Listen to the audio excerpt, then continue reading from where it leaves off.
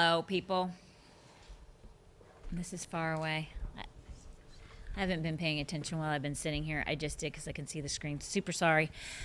How's everybody doing? What's today? Wednesday? Wednesday. Happy Wednesday. My days are flying together. Big time. Like, I cannot get over. We are almost in October. I literally cannot get over this. I feel like it was just January. I'm looking at the girls because they're all agreeing with me. I cannot. I was just talking to Erin, our worship leader's wife, on the way here, and I'm prepping for Christmas, and I'm almost done with the Christmas Eve service. I cannot believe I'm preparing and almost done with that thing to get ready to go, because you have to start so early. Like, I've been listening to Christmas music, people. Amen. Not because I've chose to in September. Normally I start in October, end of October. But it's crazy. October already. What's today's? The 26th? 27th? What? It's nuts. Okay, we don't have Tracy with us today. Tracy's on her 10th anniversary vacay. So we have Heather in the house. Heather, show yourself, girl. Let's see if I remember. Heather, there you go. There's Heather. There's Logan. Okay. There's Vanessa. Talia. There's Vanessa. See, it's hard. We got a full house today. Oh, my gosh. We got a wild scene going on right now. But thank you for joining us today. So let me show you what Tracy sends us of herself. Look at those leaves. She's hitting it just at the right time as they're beginning to change. Look at that flippin' view. What a hard life. That is not a Bloody Mary to her left, everybody. That's a cup of coffee and a V8 juice. I'm sure of it, or some kind of like cranberry juice. But at first glance, from a person that kind of drank back in the day, it looks like a Bloody Mary. I know it's not, because she'd have a celery stick with her. No, she doesn't drink, so it's definitely not. But if you hear a lot of noise, my shoes, I'm taking them off. They're clickety-clankety. Okay, so does she have... Can you put up that social graphic down there for me first? Yeah, I'd like to, but when I just clicked something a minute ago, I don't know where it went. So hold on, just a kidding. Here, got it. Oh, very good, Heather. Heather at the controls. Sister, you're taking it up a notch. Woo, woo. Okay, I don't have Tracy here, so Heather, you're going to have to help. But, so, I need you to like and share.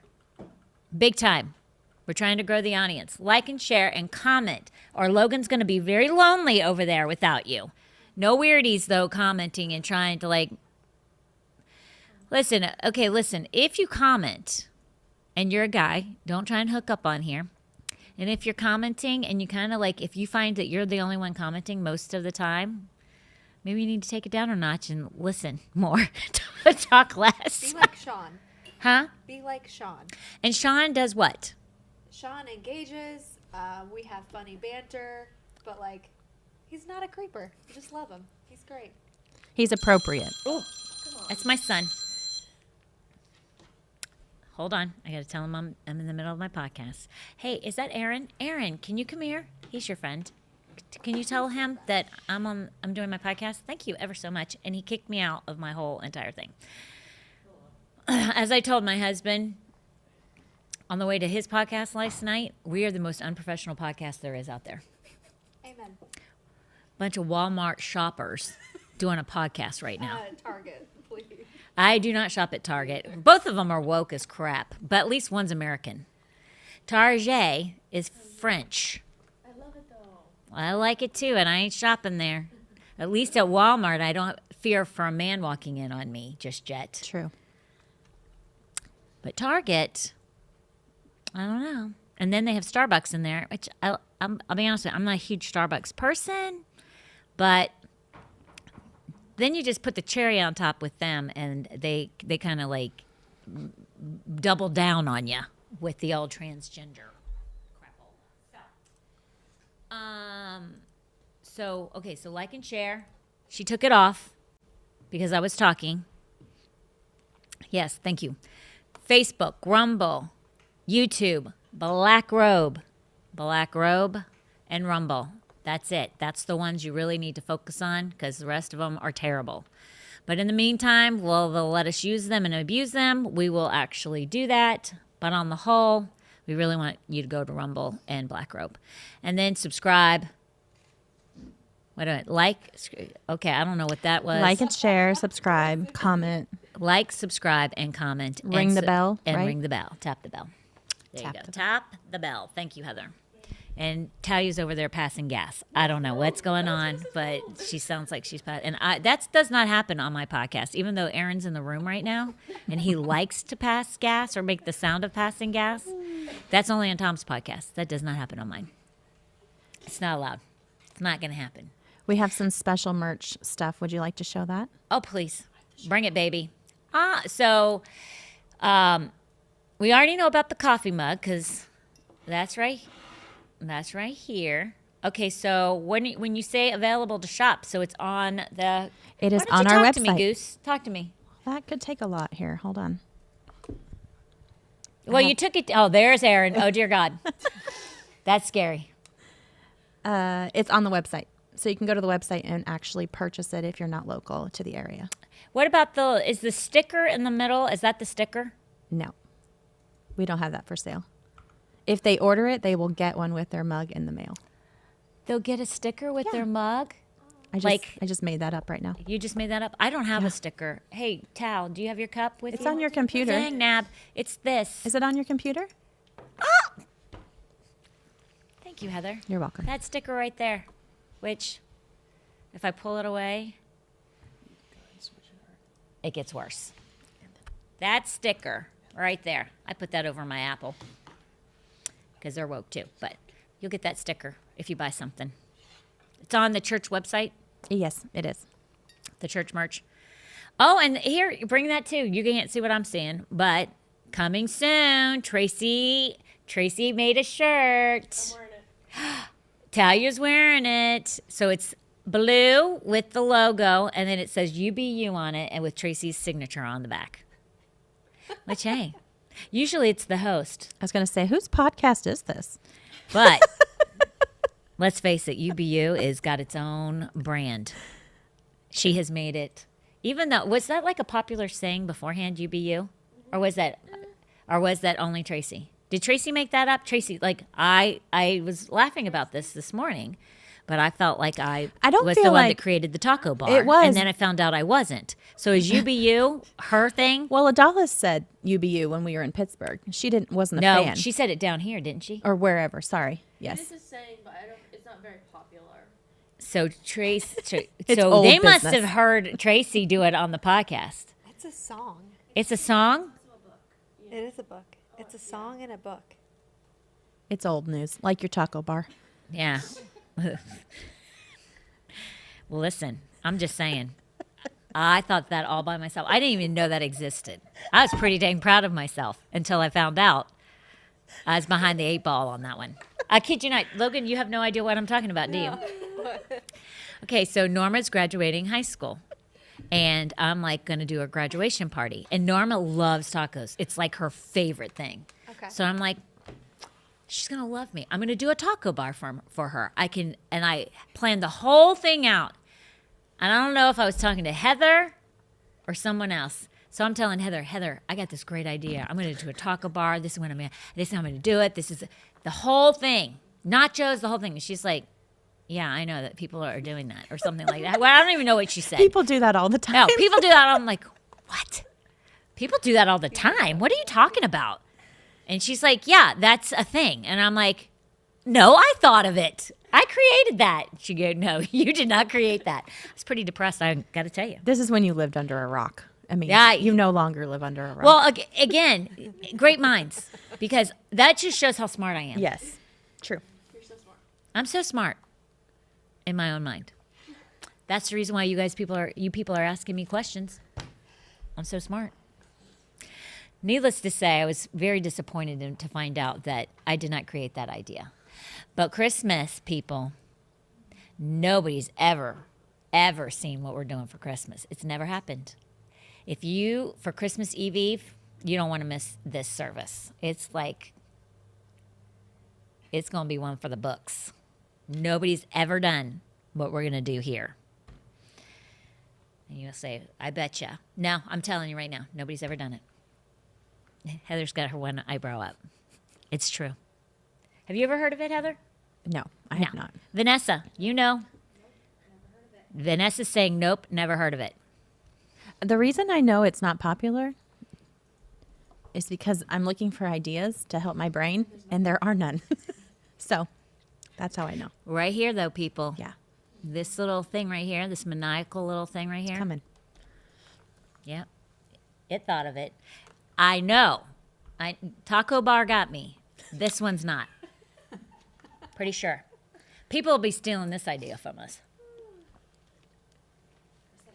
They're going to be like, how in the world? But I'm just going to tell you, it's going to make you feel really inside. It's going to grab the feels big time. Going to love it. All right, let's go to our first question. I do not know a lot about the Bible, but people have said that the Old Testament talks about Jesus. Oh, you know what I want to tell too? Let's hold off on this question. If this is your question, we're putting the brakes on it. But I do want to tell people this because normally at the church, I don't have a logo or anything for it just yet, but I do want to start getting the word out right now. So normally our ladies' hub at the church, we have the first four are Heather. Yes. It's First and third, Teresa Stein's Book of Hebrews. Second, Sarah Richardson. fourth, you.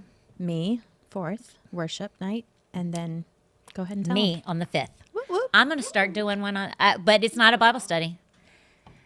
I'm stealing Adalis' idea, and I'm going to do a ladies' night.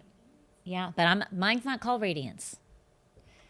Are What's you mine going to say called? that? You want me to say it? Yeah, because I can't Dare remember. to be. Oh, Dare to Be. Can't remember it. I thought it was Dig a Little Deeper. Well, you might have changed your mind, but you told me I Dare made to up be. the name. All I can think of is Dig a Little Deeper, Love a Little Harder, Girl. That's the song. Dig a Little Deep. That was the song Tom had for me. But yeah, it ain't Dig a Little Deeper. It's, what is it? Dare to Be. Dare to be. Yes. I love that name too, if I could only remember it. I'm glad you told me. Or So, it might have been Dig a Dear Little Lords, Deeper. I am so glad. It might have been Dig a Little Deeper for Heather too. But so the fifth Sunday, it starts in October. The fifth Sunday, I am going to have a ladies Monday night, fifth Monday, and it'll be Dare to Be. So that's where we're going to start that up. So if you're in the area, or if you come to Foundation Church, Dare to Be. There you go. All right, let's go to the question. It's and we'll have a logo for it. I'll have Tracy start working on that. I do not know a lot about the Bible, but people have said that the Old Testament talks about Jesus. How is that when I have never seen his name in the Old Testament? And that is a phenomenal question. A lot of times people don't even pay attention to the Old Testament. They just focus on the New Testament. But actually, Jesus is the whole Bible. The whole Bible from beginning to end is Jesus. If you look at Genesis, the first verse in Genesis, I think it's the first verse, it talks about, I should look it up really quick, but it talks about the pronoun that is used for when the earth was created was not me, it was like we kind of thing. It was a pronoun that involved us, like the Trinity, not God did it by himself. So from the very beginning to the end, and if you look at 1 John 1, it says in the beginning, it's either 1 John 1 or it's John 1. It's in the beginning. In the beginning, he was the Word. I'm going to look it up really quick so that I can do this because I want to make sure. 1 John 1. There it is. That which was from the beginning, which we have heard, which we have seen with our eyes, which we have looked upon. Oh, I got to make it bigger. Squinty. That is not it. John 1:1. Because First John 1:1, it starts out very similar.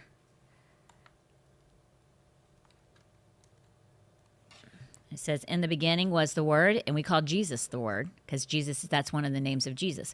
In the beginning was the Word, and the Word was with God, and the Word was God. He was in the beginning with God. All things were made through him, and without him nothing was made that was made. In him was life, and the life was the light of men. So, and then it goes on and says, and the light shines in the darkness, and the darkness did not comprehend it. So from the very, very beginning, Jesus was present. And a lot of people don't realize that. They don't know that. From the very beginning, Jesus was there when the earth was created. And so was the Holy Spirit. So was God. So the Old Testament is chock full about Jesus. It's chock full. When I say that, it talks about Jesus, and I'm going to go through these scriptures, but it talks about Jesus being present, like Shadrach, Meshach, and Abednego. We'll talk about that. It talks about the example of Abraham and Isaac, and then later on, God giving up his own son, just like Abraham and Isaac. It talks about Jesus referring to himself, Isaiah prophesying about him beforehand. We're going to go through all of this, but David, even in Psalms talks about Jesus being born, dying on the cross, or the term dying on the tree. It's all prophesied, even in Psalms. If you look in Jeremiah, he's prophesied about. There's over 300 plus, they say, prophetic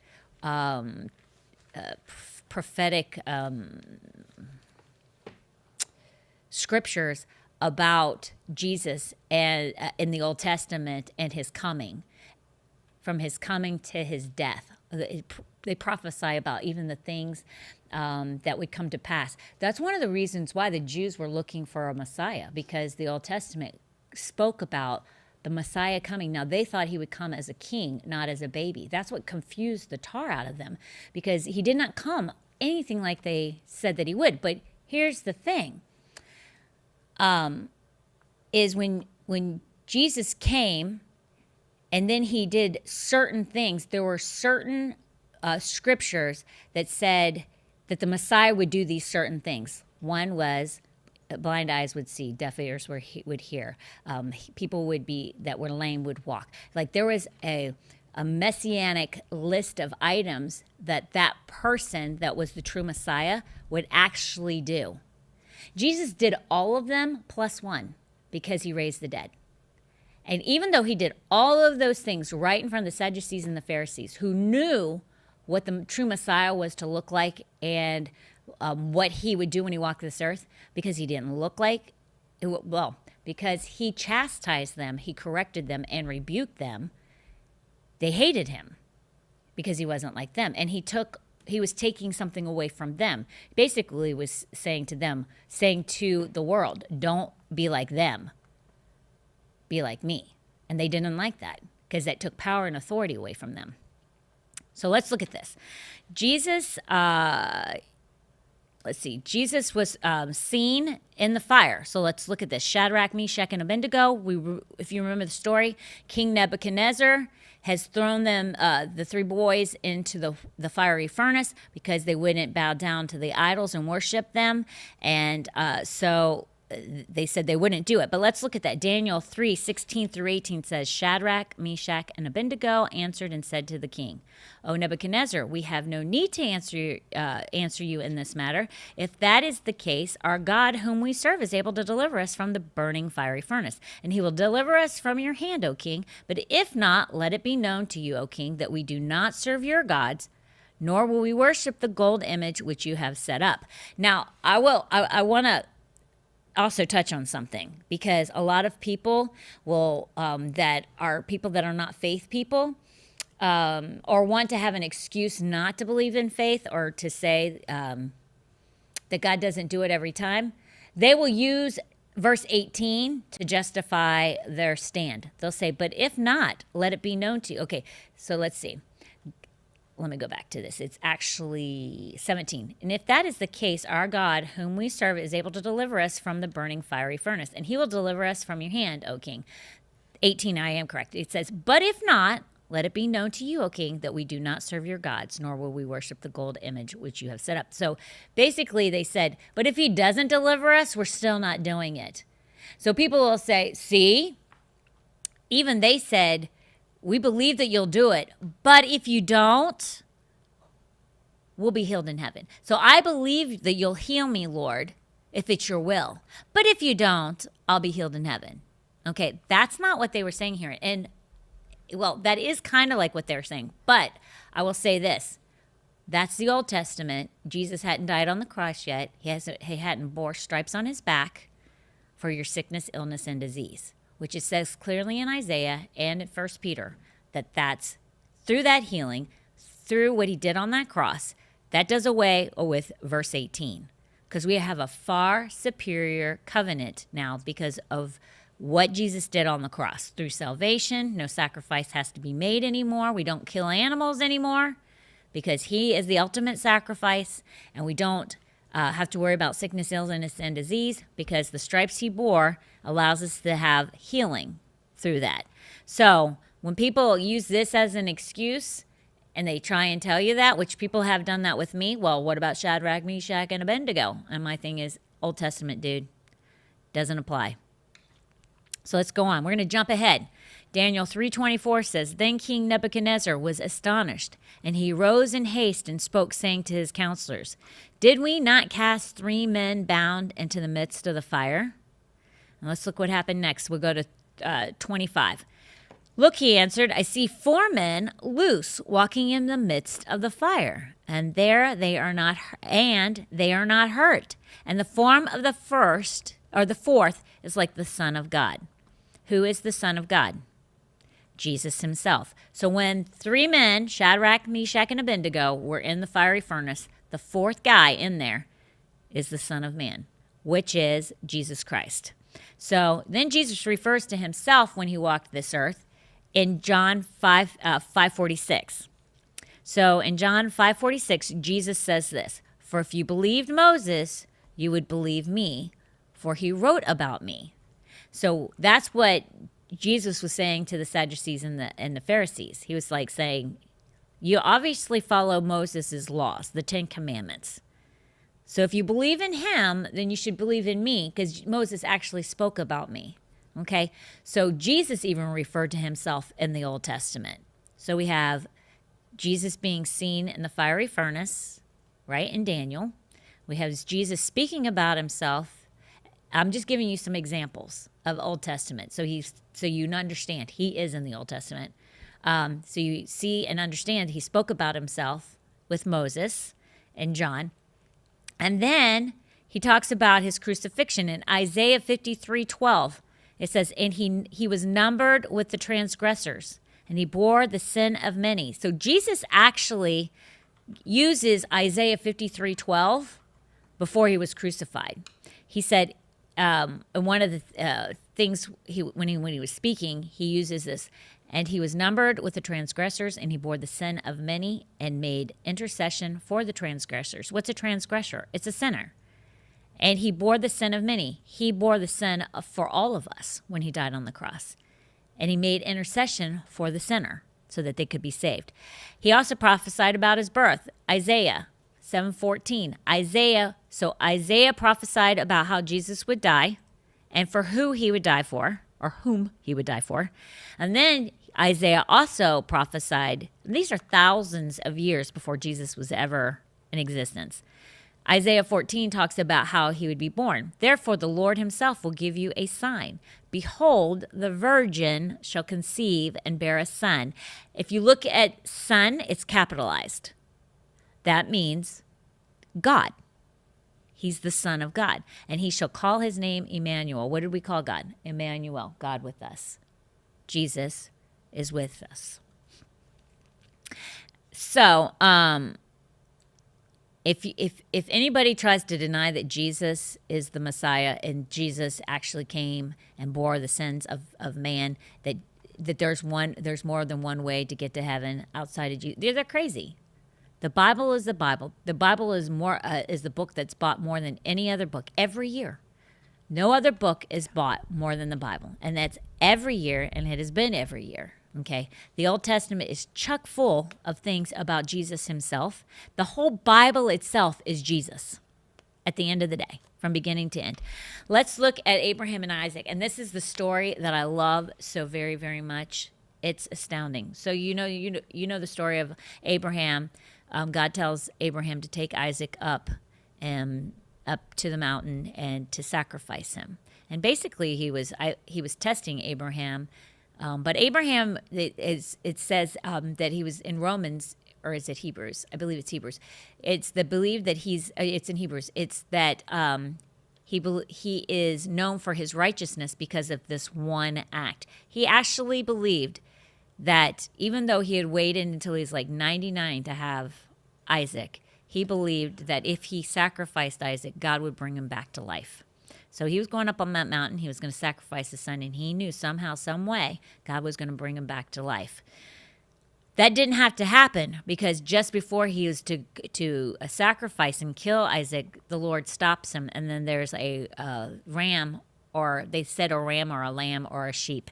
It's all different terminology, but is in the thickets, and they take him and they sacrifice that animal instead of Isaac.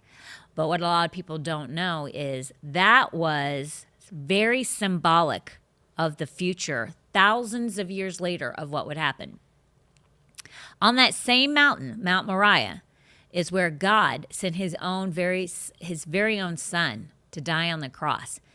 Calvary, Golgotha, all the different terms, the place of the skull, all the different terminology that they use for where Jesus died, is actually on Mount Moriah, the very place where God told Abraham that he was to sacrifice Isaac. And God knew exactly when he told Abraham to do that, what he would be doing thousands of years later with his own son. How profound that, how symbolic is that, and how profound is that? And again, the Bible is chock full. If you want to find Jesus in the Old Testament, you will find him. What has to happen is you have to study the Word. And once you start studying it, it just opens up.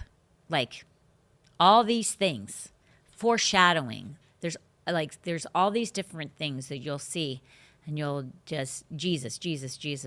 It'll be amazing to you. So does anybody have anything to add about as far as what they've in the Old Testament that outside of what I did that you want to add to that? Or are you good? I'm good. Nobody has a lick of things to say. So that's a good thing. Next question. How long does it take to forgive yourself after you've made a bad decision to have an abortion? I can't seem to get past it. I know Pastor Tom has said I am forgiven, but I am full of shame and guilt. Actually, this is so funny because that's what Tom said last night on the podcast, because he was talking, I don't know what made him talk about abortion. Do you remember, Heather? I don't. But one of the things he talks about when and he doesn't always hit it in the sanctuary. He does because he's usually like, if he talks about that subject, it's like notifying how many people's babies' lives are taken. But when he gets more in depth with it, one thing that he does try to hit on is to make sure that if you have had an abortion, you know you are forgiven, because it is super important not to walk around in guilt and shame. Listen. It's not an option. You have to forgive yourself. Right. As long as you are bound up in this, you're of no use. You will not be used of God, and that's exactly what Satan wants to do. And you're saved. You're going to see that baby when you go to heaven. That's your hope. And I will tell you this. When Jesus died on that cross, he died for mistakes like that. There isn't one thing that he didn't cover for each and every single one of us. That's your thing. I have my thing.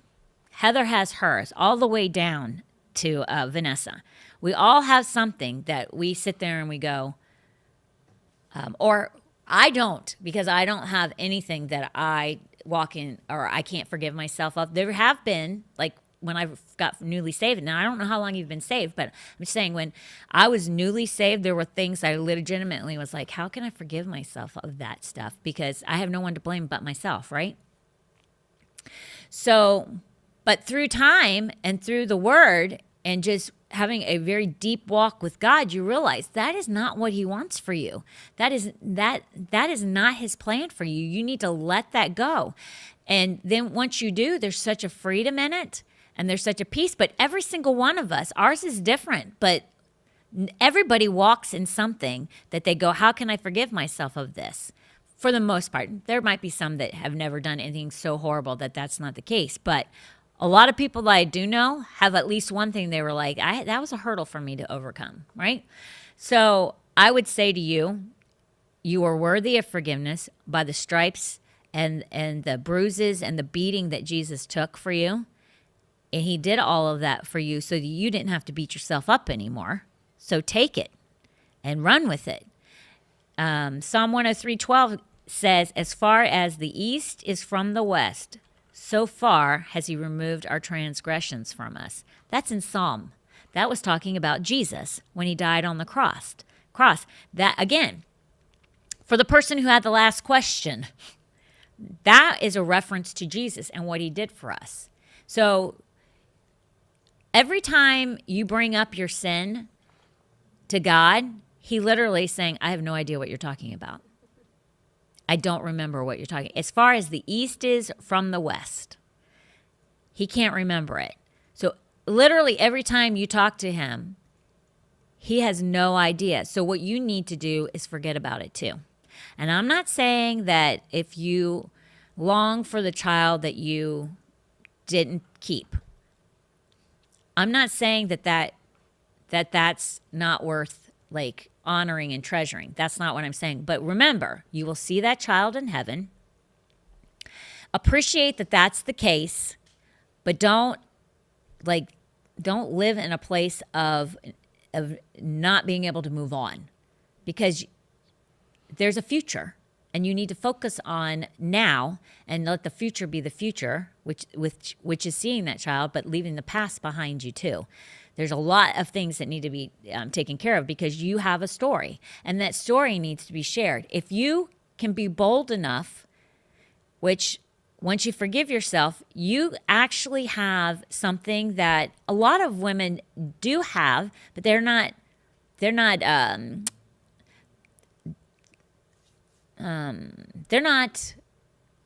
let's see, how do I say it? Most women who use abortion have no regret.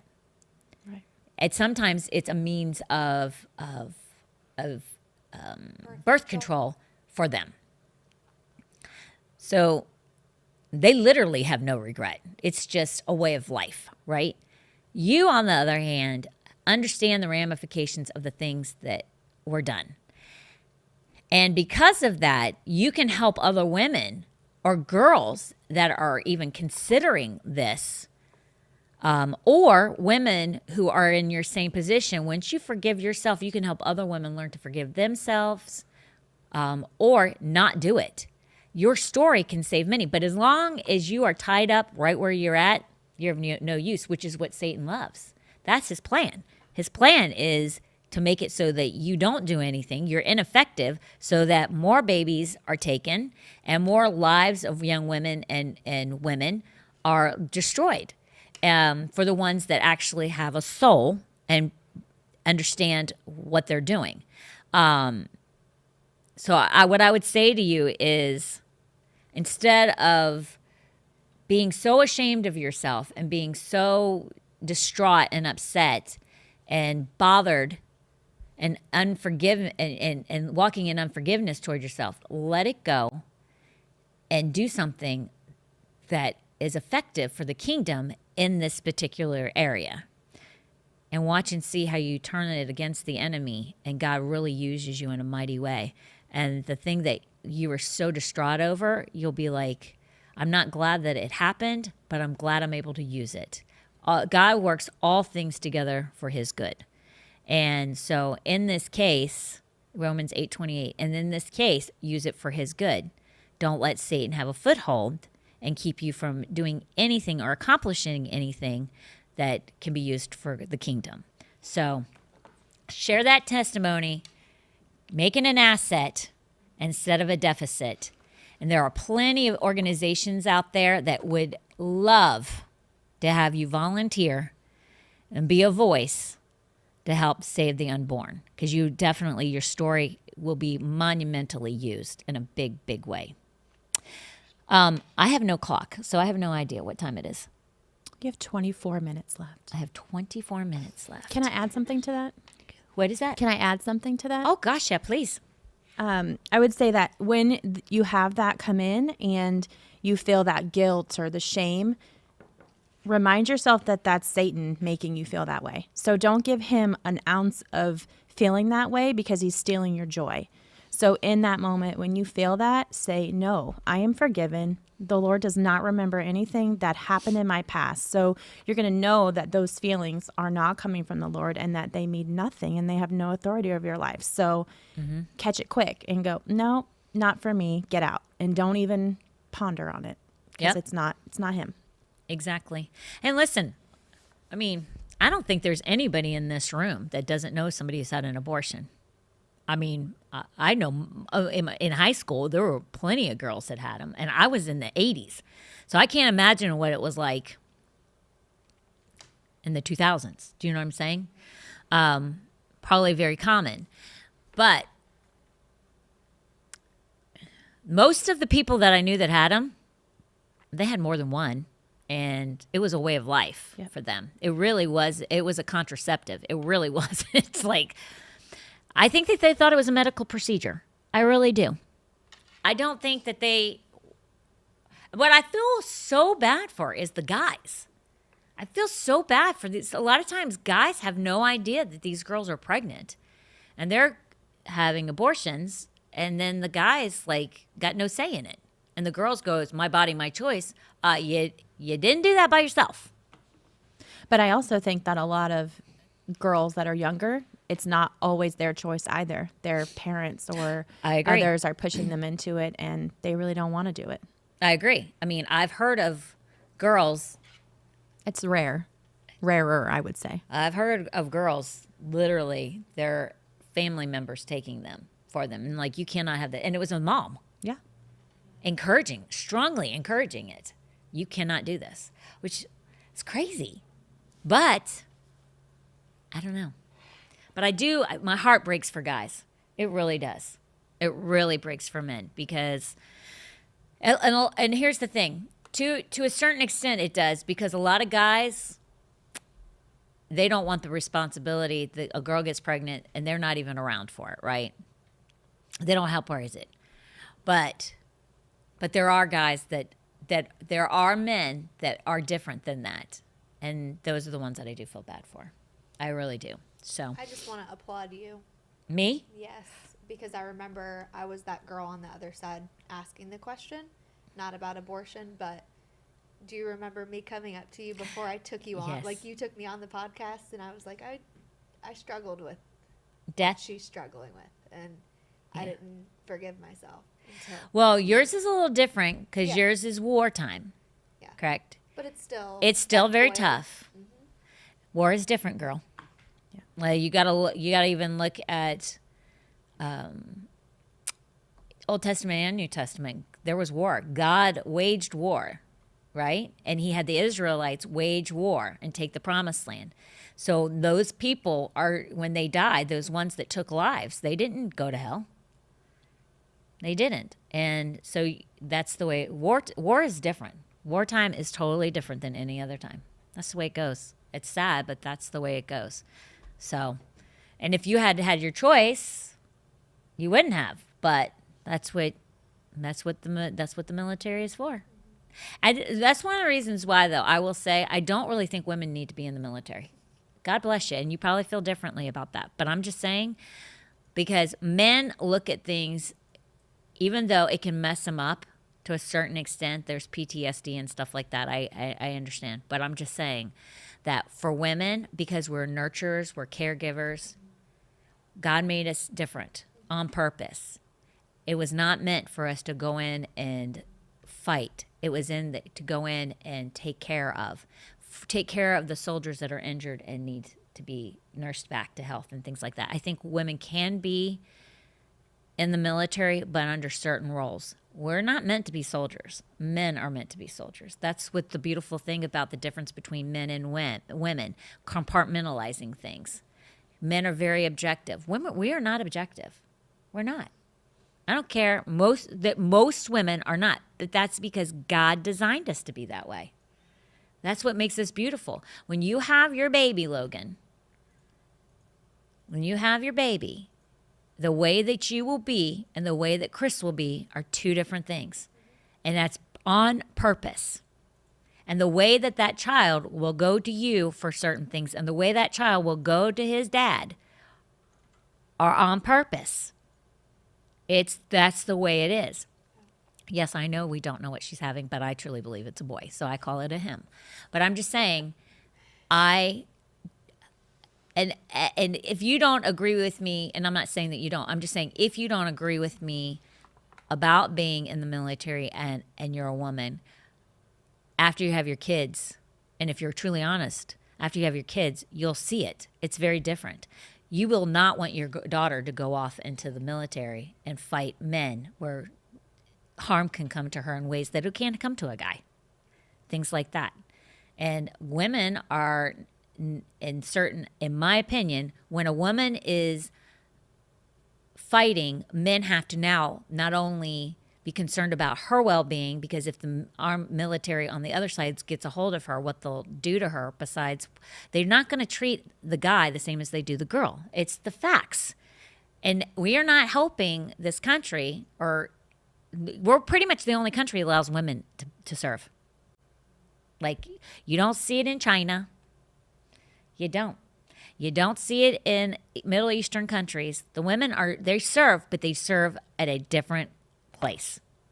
Correct? Yeah. Yeah, Russia. Sorry. They ain't pulling the women in and fighting. It's not happening. There's reasons for that. And I just think it's not good. It's not good for our girls, my opinion. But I also there's certain women that are police officers, and I'm like, yeah, you could beat up almost any burly, hairy man I've ever met in my life. But most women, like when my husband had to go in, and there was only maybe two that he can think of, that when he walked in the room with them, he was not worried about their well-being. The other women, like depending on if it was a bar fight or he was like, okay, now I'm concerned because I have to watch how she's going to be treated, and I have to focus on this. It's true. Like you take me, like, I know as I was a little bit of a ruffian and kind of a scrapper, but if I was in the military, I mean, if I was a cop and we went into a scene and it wasn't the right scenario and I was going in by myself, like, listen, I was probably going to get manhandled. I mean, given the right scenario, you're going to get manhandled unless I shot somebody. And who wants to do that? So for me, it's like I don't really want a girl carrying me out if I am in a fire. And like if I'm getting the crap beat out of me in a bar, I'm not really wanting the tiny girl that's about my size walking in and trying to save me either. I want Tom. I want a Tom coming in, taking the scene over. I know I'm a male chauvinist pig right here. You are. I am. I don't care. Yeah. I run my house old fashioned. I want the world back to being old I was fashioned. just saying, Amen. you're doing a great thing. What? By making sure that these viewers understand that I'm they old are fashioned? saved. No, that they are saved and that they are forgiven. That's what I was saying. I was just applauding you on. You didn't want me to attack the military, the police No, officers, and the that's fire not at all department. where I was going. She wasn't going there, but I sure the heck hey, took it there. You're doing a great job. These women or these For the viewers- record, Logan was a cop and she was in the military, so I attacked both of her professions. But hey, listen, Logan's from New York. She can pretty much take anything. Like, she cares. She's like me. If somebody was talking about, I'd be like, whatever, that's your opinion. I don't really give a flying flip. Whatever. But I'm old fashioned. I like women being women and the man being the man. I love it. I think we have beautiful roles and we need to embrace those roles. I think the man should be the breadwinner. Sorry, ladies, but I do. And listen, I've made more money in jobs than Tom. But the thing is when even though I made more money, he's definitely the breadwinner because he was out there doing more manly things. Like I worked Except smarter, when you not were harder. digging ditches.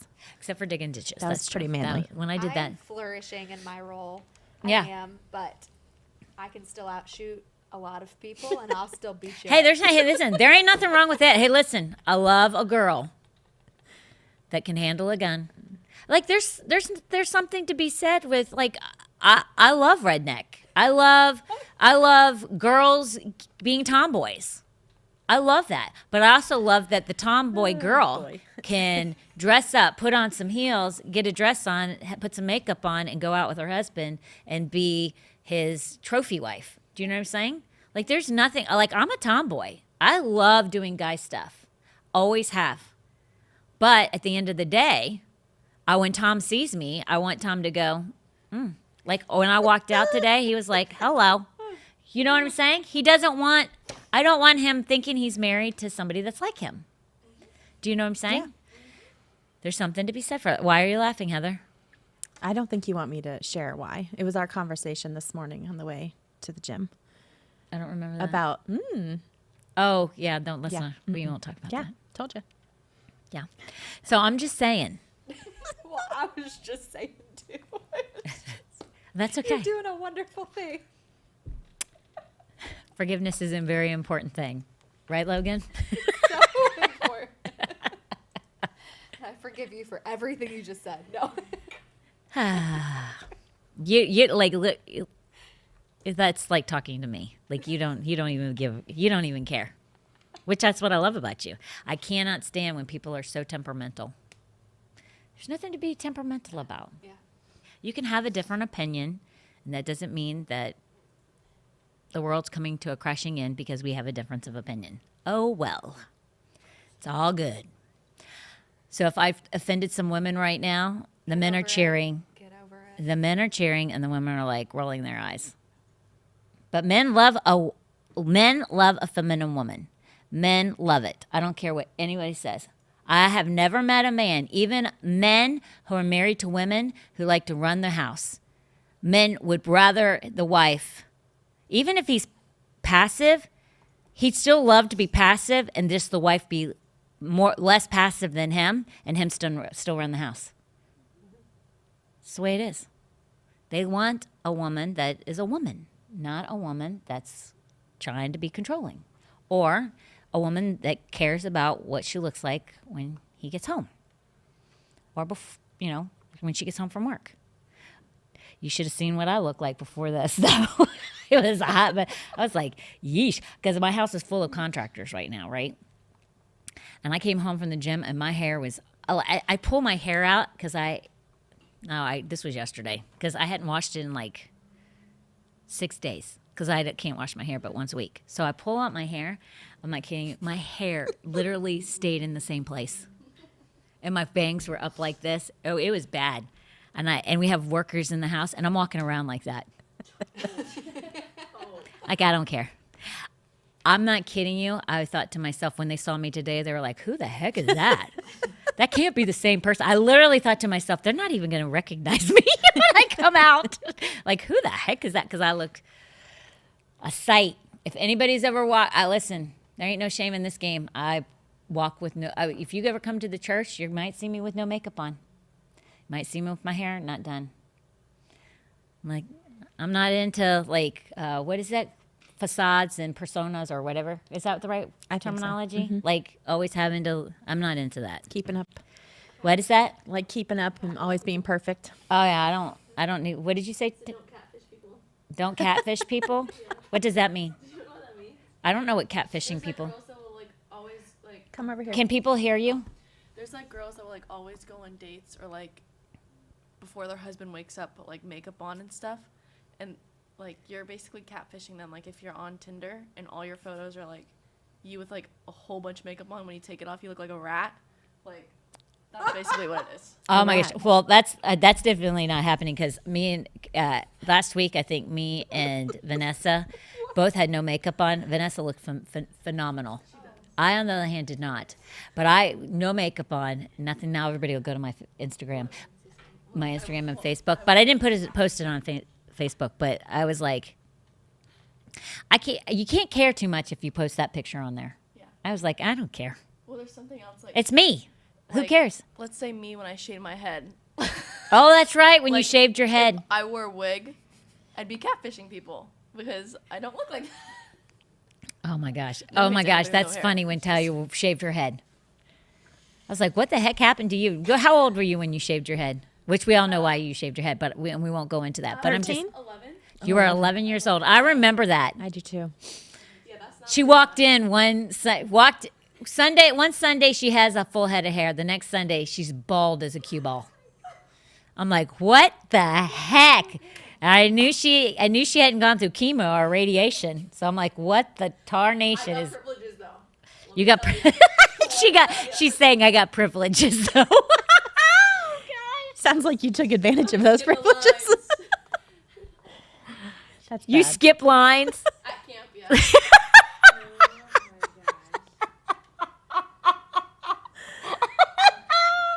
Oh my gosh. Hey, listen, there's a price to be paid when you lose your hair. Yep. And in some ways it benefited you. Listen, I had a patient that her husband didn't know she had dentures. And What? she Wait a minute. She purposely did not know she had done. What did you just say? her husband did not know. So she would go to bed after him and wake up before him and put her teeth in every day. What? Yeah. But I think for her reason, it's like you wanted. She wanted to Oh, be yeah. proper and pretty for him always, and he didn't know. Oh my gosh, that is so sweet. That is the sweetest thing. I remember I told you the story how my mom would always make sure when my dad got home, she always looked like, and we had no air condition. Like I didn't have air conditioning until I was 10. So it was hot. And we lived in Florida. It's hot, okay, in the middle of the state. But my mom always looked so pretty when my dad got home. My dad had no idea that she did that for him. It was like, I know, it was the sweetest thing. I was talking to him. We went somewhere. I don't know. Me and my dad would like take trips sometimes by ourselves. Like if he had to retrieve me from somewhere. I got a wild hair and he had to go and get my crap for me or whatever. I mean, the poor man. Bailing you out of jail. It could have happened, but it never did. But the poor man, like he was always up. He was always game for an adventure. So it probably was one of our trips or something like that. And I was telling him how I just loved that my mom would do that. And he's like, "What are you talking about?" No idea. I think that it made him love her. He literally was like, "Oh my gosh, I had no idea she did that for me." I'm like, "Yeah." I was like, "How did you not know? She did not look like that all day long." He wasn't rough. there. He wasn't there all day. Listen, she looked like I did yesterday with my hair standing up. She didn't look that bad, but she looked way better by the time he got home. Because, listen, you got 4 kids, and 3 of them are like barely 1 year apart. It's like having triplets. And me and my brother, we were a handful. Handful. So I'm lucky that woman's alive to this day after what we put that woman through. My older sister and my younger sister, beautiful. Me and my brother, I wouldn't wanted us, for sure. I would not have wanted us for kids. It was bad. Let's move to the next question. How did you know you were called into ministry? I feel like I am, but I don't want to miss it. I work a regular job that pays all my bills. If I get it wrong, it would be a big deal. You know what I thought of, and I knew you were going to be here? I'm looking at Heather. Heather, put yourself on. Because I think Heather, like for me, God told me way in advance. Like he prophesied it to my mom. My mama prophesied it to me and Tom. It happened in the exact years that she said it would happen in. Now we didn't quit our jobs. We and like last year's my first year of ever quitting and working full time for the church. I've done it for 20 years without pay and done other jobs along with it. Tom didn't quit until he retired. So I'm not saying you need to quit. at all because you can do what we did. But Heather's a whole different story because Heather, I think of Heather, you were going through dental hygiene school. Like, you moved back from Texas. Like, did you ever know you were ever called into, because like what you do is administrative, which is like a ministerial skill. Like, did you ever know you were called into ministry? When did you know? And like, you work for this church with working another job, then for free, then you got paid part-time, and then you went full-time.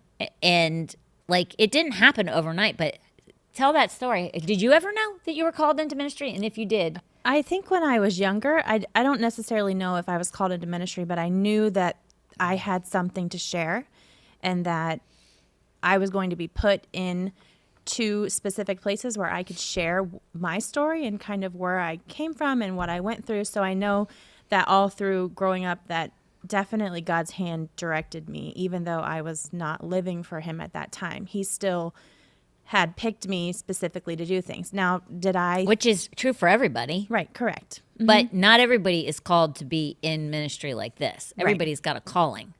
So I think when we moved back from Texas, I did not intend to do full-time ministry.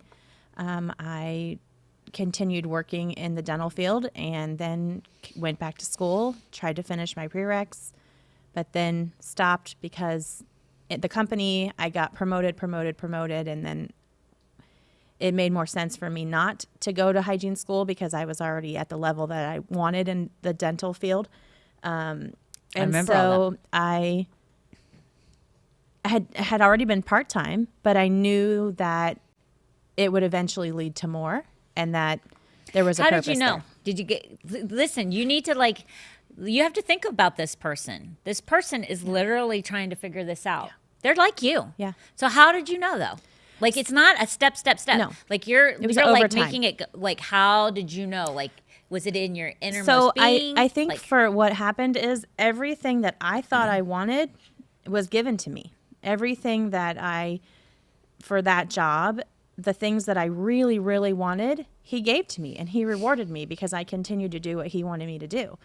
But then after I had it all, he clearly said, now I've given you everything that you want, but this is what I want for you. And I was like, did you okay. desire it? Did you desire to work for the church? Oh, absolutely. I did. Was it like, did you think that would, like, out of everything you're doing, like, that seems like every time I do it, that's the most fulfilling feeling. Like, I am actually I'm in my spot. Yes. Like, it's this is my thing. Yeah. I mean, honestly, it doesn't feel like work ever. It doesn't, it's never hard.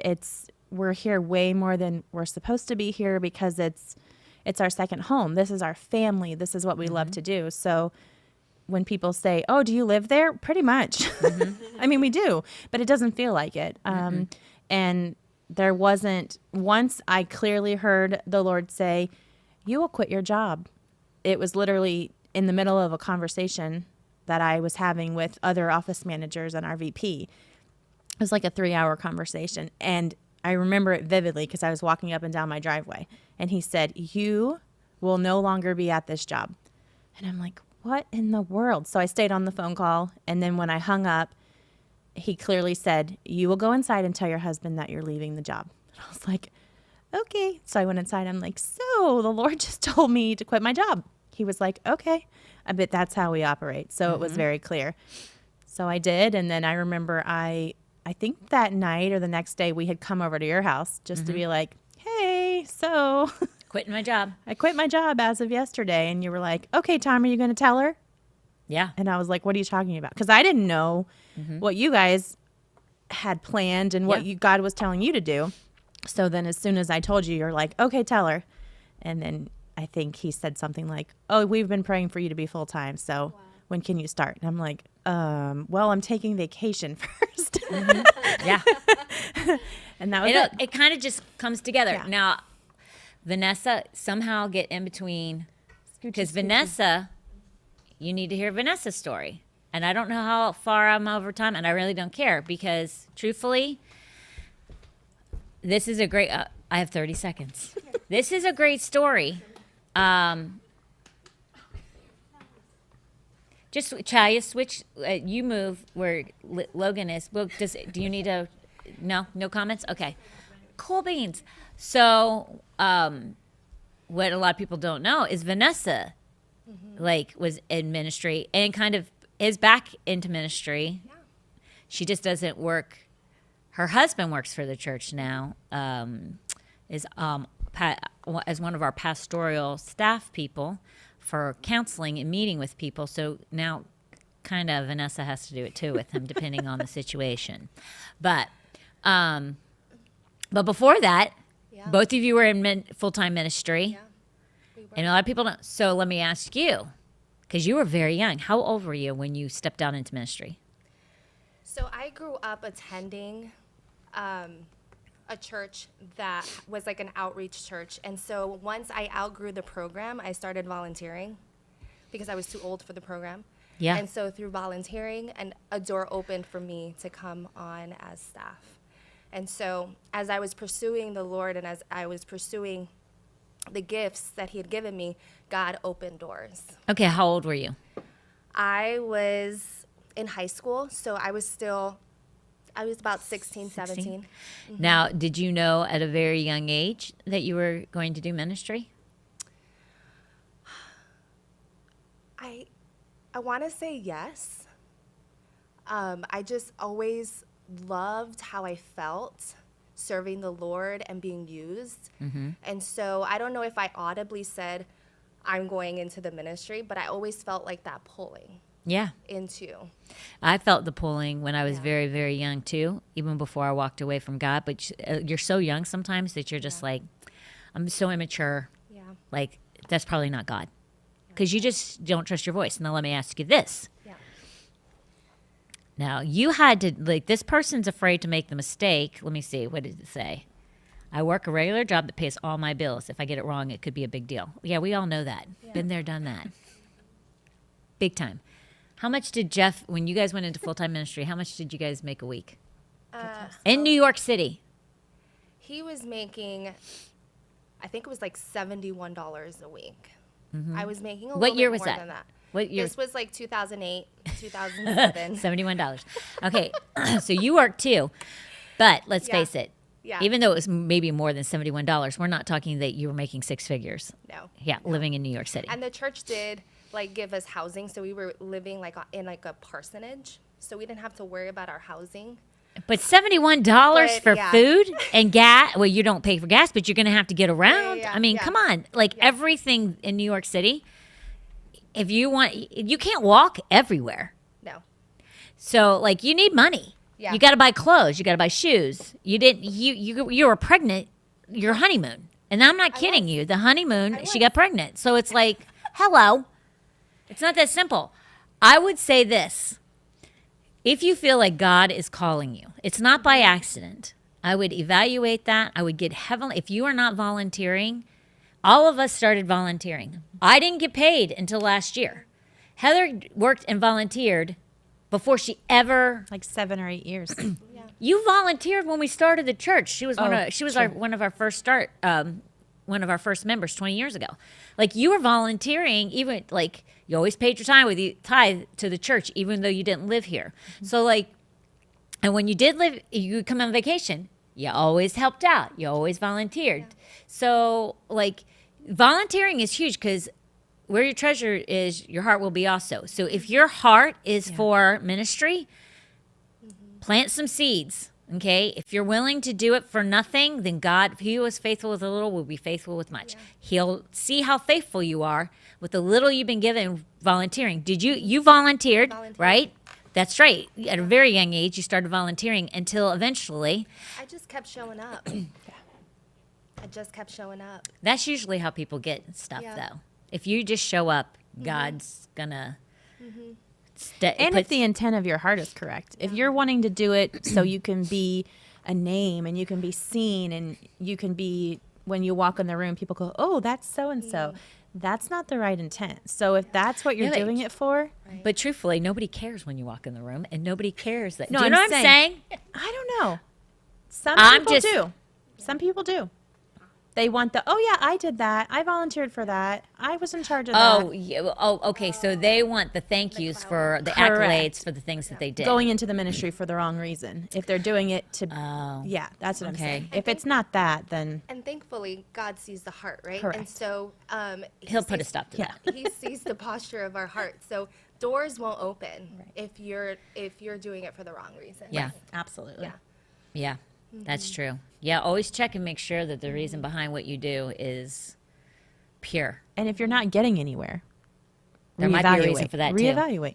Truthfully, yeah. That's true too. If you're spinning wheels and you're wishing something was going to happen, but I will tell you this. Listen, if you start volunteering and you step out and doors open for you,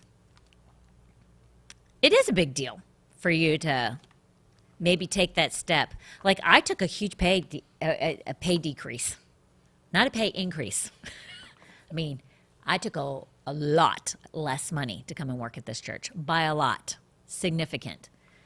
But God's met the need. Like we haven't hurt from it. We're totally fine because somehow, some way, God makes it up, and He does. In ways that you never thought even possible. He will make it up.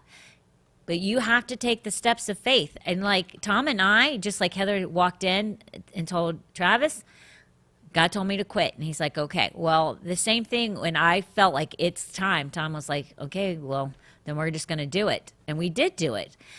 We didn't even think about the loss of income. Right. But I will tell you this.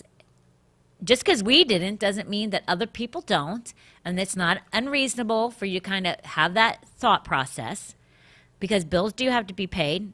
And you might be taking a pay cut in going into ministry. I will say this. If you make a mistake and you're wrong, guess what? God's great at fixing mistakes. Amen. Every single time.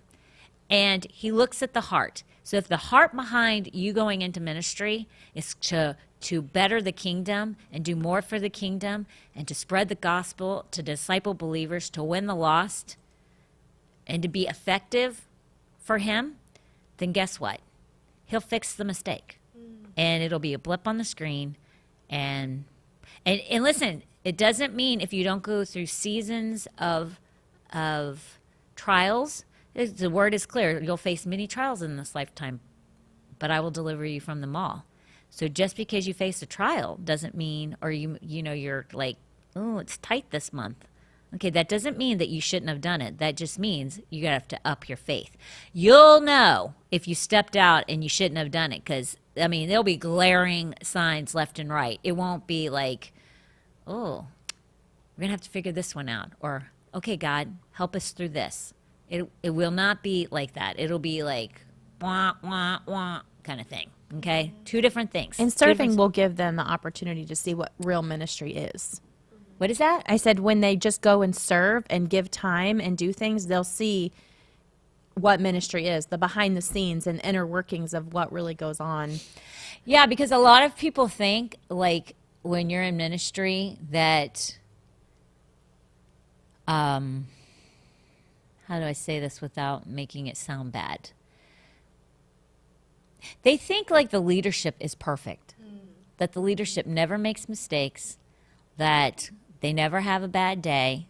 And really, sometimes you do, the degree of how the bad day is. Sometimes you fail, sometimes you succeed. Or like, if something doesn't go, I'll give you an example. Like when we had the women's conference, and there were certain things that did not go the way I intended them to go. Well, the rubber meets the road, and it's going to have to go that way. And so, and I know other ministries, it's the same way in their ministries. But if you do not have a spiritually minded individual receiving that information from someone like me, and you can't handle it, and ministry's probably not for you. Right. Because you think it's one way, when in all actuality, it's another. And everything that we do, and especially at this church, everything we do is in excellence. And your excellence level may be here, and our excellence level may be here. And it may offend you because we're saying, this ain't going to work. You got to bring it up to here. And then the way that it's said, because it's not being received any other way, but bring it up to here, then it's like, it's not for me. Well, it's not that the leadership is wrong. It's just, it's not a fit. We're not going to fit. But it isn't because they're so bad. And if I had known that ministry was like that, no. Right. Because that's what gets said. Right. If I knew ministry was like that, I would have never done it. They're such hypocrites. It's like, no, that's not how it is. And if you go into it like that, you're going to fail. Correct. You will fail because nobody is perfect. And then there are degrees of some people. You may walk into a church and the leadership is just willy-nilly. Like, there is no schedule. You don't know what's going on. They tell you last minute. And they just fly by the seat of their pants. Okay, that works for some people. That doesn't work for other people. But that doesn't mean because that's what works for them that they're so horrible. Do you know what I'm saying? Yeah. Because it just doesn't meet your standard, but it doesn't mean that that standard is so wrong either.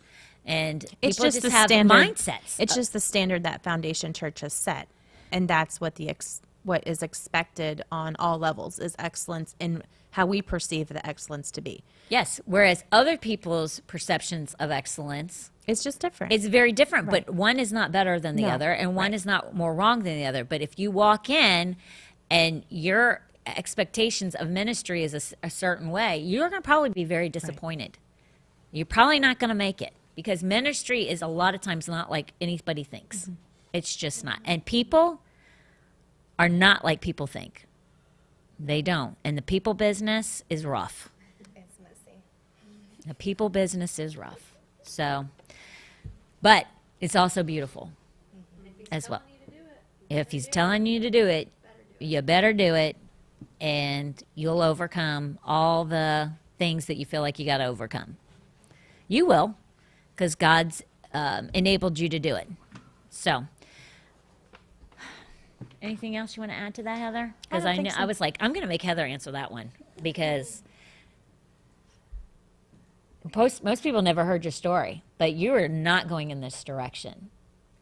But I also know you knew God was telling you to do it. Like I remember talking to you years in advance and saying, I know you're called into ministry. I knew it.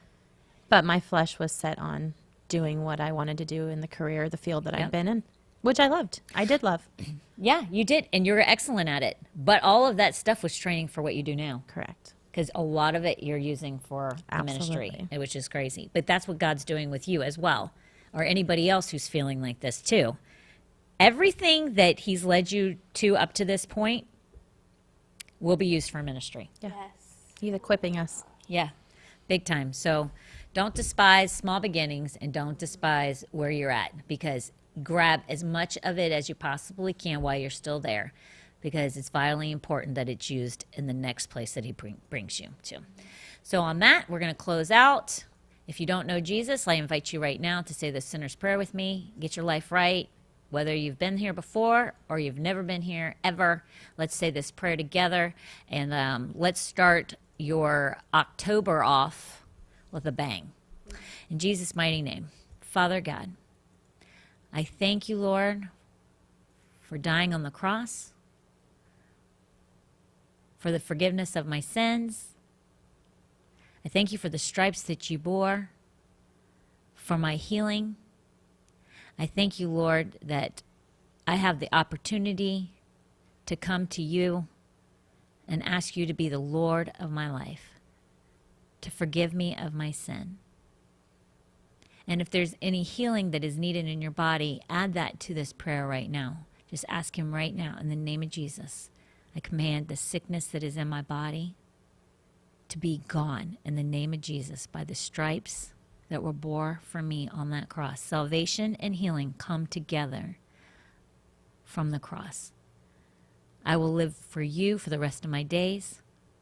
Lord, show me what you want for me to do for you, and I will live my life for you from this point forward. In Jesus' mighty name we pray. Amen. It's super simple. If you said that prayer, let us know. We want to hear about it. We want to stand with you. We want to pray for you.